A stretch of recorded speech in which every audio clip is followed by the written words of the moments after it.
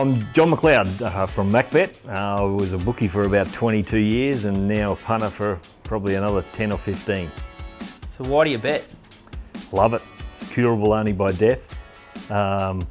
Something that I just loved when I was younger and I just wanted to get in the game. Who would you say your biggest mentor is or inspiration to bet? Inspiration early, probably my grandfather. He was a bookie for a long time, then my dad. But the bloke who I learnt the most off was a bloke called Steve Birra, who was tied up with Chubby Holloway. What's been, I guess, the hardest part? Is it harder to be a bookmaker or is it harder to be a punter? You've worn both hats. You learn a lot through both things. I became a better bookmaker in the last couple of years. So 18 to 20 years I was probably no good, and the last two I was all right at the caper. Similarly with the punt, you learn, you keep learning, and if you think that you know everything, get out of the game. What's the hardest part about betting as a punter? Getting on, trust in yourself, don't lose the plot.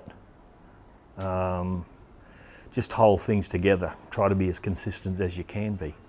Do you write down a list of rules? Have you got a whiteboard, or you got like a file save that takes you through a certain routine? So you just keep maybe on a dark patch or a run of outs. You just go back to your key pillars. Have you got it written down, or is it just in your head? In my head, but I do write things down that I'm thinking about that I maybe could be wrong, and I look at those and keep testing them as I go through. It is a bit of a problem when you go fishing and you come back a week later and you've got to remember what you usually do, because it doesn't take long to actually get out of your system. Once you're back a couple of losers, and get rattled and go on tilt, how do you handle that? And can you feel yourself going on tilt and getting loose? Not these days. Try, definitely early in the piece. These days I try not to get on tilt at all.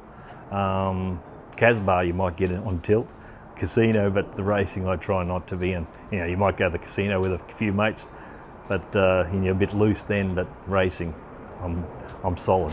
So you've done your form. Do you work off a sheet, or you've got your staking plan all ready to go? Is that an asset that you use to keep your day organised and make better betting decisions so you don't stray?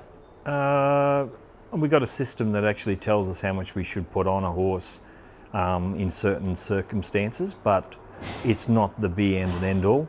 We will stray if we actually thinking that there's a bigger bias and it's going to help us. We'll up the ante a bit or something like that. So I don't think you need to be as strict on those sort of things. You've got to be able to move with what happens. We're in a real seasonal time in terms of rain, and we've seen more wet tracks than ever before. Do you do different sets of prices for good tracks, wet tracks, and then how do you adjust? No, we don't change too many things. We just probably our mapping rule halves, that type of thing. I don't want to go too much into that, but we halve what we think. And we just really want to see it either a good track or a wet track. Those middle parts, they're hard. They're hard because you don't know which way to lean. What's the easiest part of betting, or probably the best, beginner pearl that you give out? So if I'm just starting to bet, what's the layup or the easiest thing or the first thing that I should do as a punter? Trust yourself, but find a person that you trust and just get on his coattails and just learn as much as you can from him. All right, let's talk about the Little Birdie Masters, 4-man tournament, and the first prize is a trip to Augusta. Are you much of a golfer? Big golfer when I was in my 20s. Probably played 5 games in the last 20 years, but I used to love it, but it was just taking up too much of my time. You've had a couple of opportunities at managing the stream bank, starting with the 20k bank. How do you think you'll approach the tournament style of betting versus a normal stream day? Well, I suppose you are going to be watching over your shoulder and what the other guys are going to do, and whether you've got to push the button on certain type of horses. And it's going to be interesting because we're all going to have different ways of actually looking at it and betting it.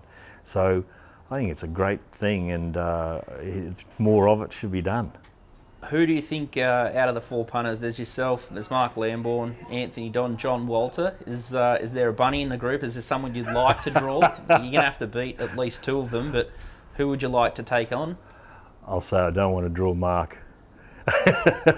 He's a bit more like me, sort of thing. So we're going to be a bit more, I think a bit more solid.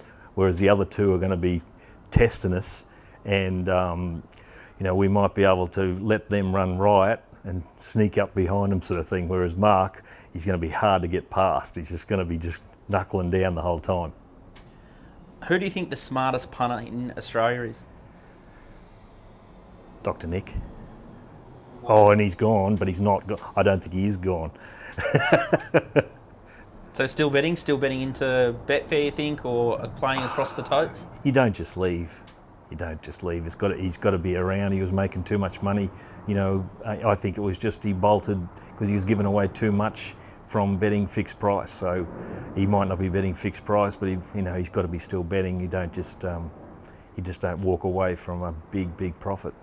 You've now got a team assembled at MacBet. Do you think that's going to give you a good edge for the tournament? Yes, and I hope they get scared, the rest of them. Obviously, betting in Brisbane's your forte. To win the competition, you're probably going to have to find a winner away from Brisbane. Is that going to be easy for you guys?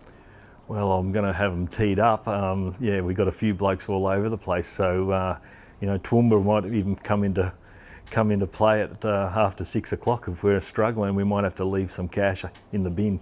Okay, pressure of handling the bank and returning for the investors that choose to go on MacBet. Will you feel more pressure there, or there'll be more pressure about winning the ultimate prize and getting that free ticket to Augusta? Won't be thinking about the ticket at all. It's all about winning yourself, which in turn you win for someone else, and in turn might win this tournament. So you just got to don't worry about the tournament. Just win for yourself. Then everything will flow down to everyone else. So that's what I try to do.